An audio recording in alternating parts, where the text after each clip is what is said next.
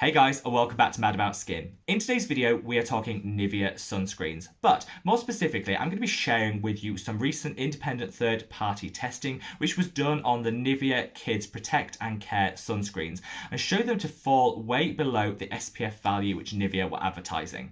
Whilst I know none of us are going to be that shocked with another round of independent testing which has shown sunscreens to not be delivering the SPF brands have promised, this is something that's been a recurring theme in the industry for the past 12 to 18 months. However, I want to pick apart this in particular because the way that Nivea have responded to this has been, in my view, totally unacceptable. And I think there's a whole host of things we need to talk about. So sit back, relax, and let's talk Nivea sunscreens. Now, the background to this is which is a consumer protection organisation here in the UK, put a whole suite of kids' sunscreens through independent third-party testing. The good news is a lot of those from the Sultan by Boots through to the Asda Kids and a whole suite of other really drugstore and affordable kids' sunscreens did pass their SPF verification. However, one stood out as failing that, and that was the Nivea Kids Protect and Care SPF of 50+. This is the one that comes out in a blue colour, so you can see where you're applying it to the skin, which I know a lot of parents have gravitated towards because it does make the application and making sure you get a thorough application that little bit easier. Well, this was tested and shown to be falling far below the SPF of 50+, which was advertised by Nivea. On the back of this testing, which then created a second independent test, just verify and validate the findings of that first test, and it actually scored even lower than in that first test. I do love it when organisations such as which are fully independent and really put the customer, the consumer at the forefront of everything they do test these sunscreens because we can really place reliance and our trust in this sort of organisation. Whilst I think a lot of people are shocked and super disappointed that this product in particular has fallen foul of the SPF independent testing, particularly because this is a kids sunscreen, I think we're a lot more sensitive to kids sunscreens and their failings because ultimately we are trusting these products to protect our youngest loved ones, and honestly I think it hits home that little bit harder when it's a kid's sunscreen which fails. For me though, what really shocked and appalled me was the Nivea response to all of this. On the back of the testing, Nivea released a statement which, again, out of courtesy I will link below should you want to read it, but they said they didn't recognise the testing which has taken place and that before the launch of this product they conducted their own testing to independently verify that it was delivering an SPF 50+, which that testing showed it was. So far you think, okay, that's pretty standard as a statement would go. However, there's a few things I want to touch upon. First and foremost, to discredit independent third-party testing, I just think is shady and unacceptable when it comes to the way a brand would react to this. Specifically because within this whole suite of testing that Which did, they actually passed and validated a couple of other Nivea adult sunscreens. So clearly they don't have an inbuilt anti-Nivea bias or anything like that. But instead of focusing on that, they just focused down on disputing the SPF testing of this specific sunscreen. They also refer to some independent testing they did prior to the launch of this product. Yes, but where is it? Where is this?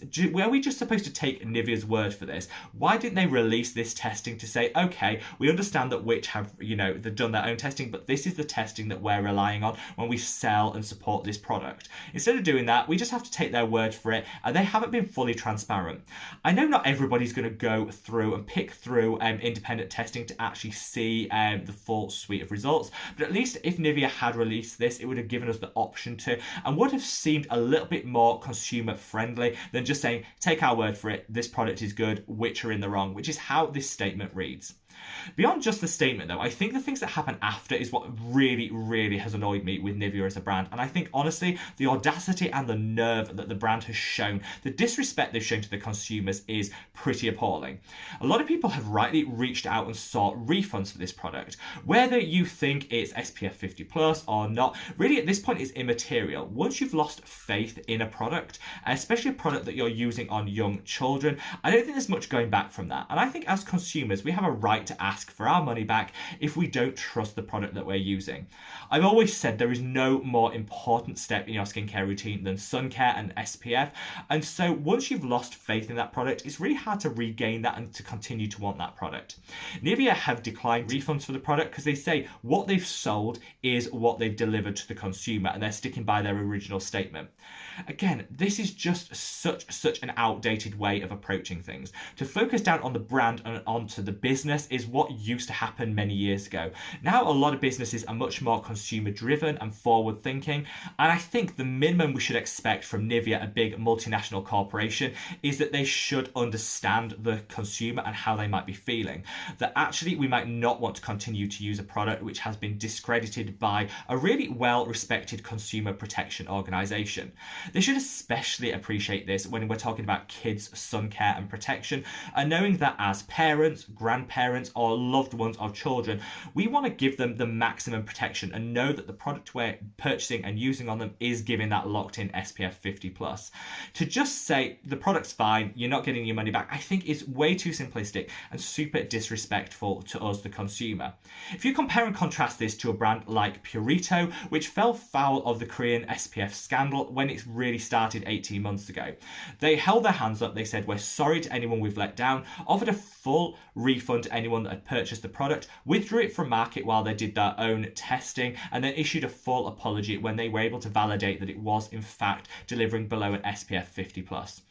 That is a gold star, ding, ding, ding, really fantastic outcome. Obviously, we wish it had never happened in the first place, but that's how you respond to an issue and to a scandal to really win back consumer confidence.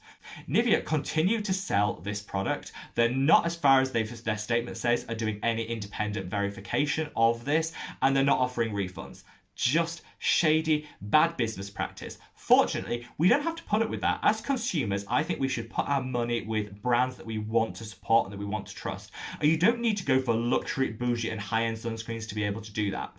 I captured in a recent video some of the tried, tested, and independently verified budget sunscreens. I'm going to leave a link to that video up there. There's some great ones for kids. There's some fantastic SPF 50 plus options in there, all tried, tested, and verified. So we don't need to rely on Nivea for affordable sun protection anymore. And I think the sooner that Nivea realise this, the sooner they'll probably take a different approach to the way that they treat us, the consumer, and the people that ultimately are lining their pockets with profit and allowing their business to continue. I'm going to get off my soapbox now, but I did just want to share this with you because a lot of people have reached out asking for my thoughts and feelings towards Nivea and the recent sunscreen testing that's gone on. I think it's a shame that this has happened to Nivea, but I thought what is even more shameful is the way that they've treated us, the consumer, in light of this. I wish they'd withdrawn the product from market while they did some testing, particularly because this is a kids sunscreen we're talking about. Now, tomorrow we'll be resuming our usual positive fangirling style of skincare content, but I did think it was worth sitting down and filming this video today to help you guys, understand a little bit more about the background to this and make an informed decision if you come to purchase Nivea sunscreens.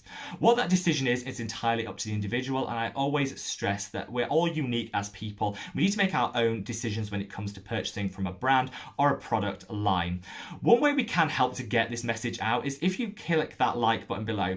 I don't often ask for this on videos, but the number of likes the video gets does mean that YouTube will push it out to a wider audience. I do think this is a message which is worth getting out there because, ultimately brands won't change unless us as consumers change the way that we approach them and, demand a little bit better. Stay safe, keep well. I look forward to seeing you in tomorrow's video. Take care.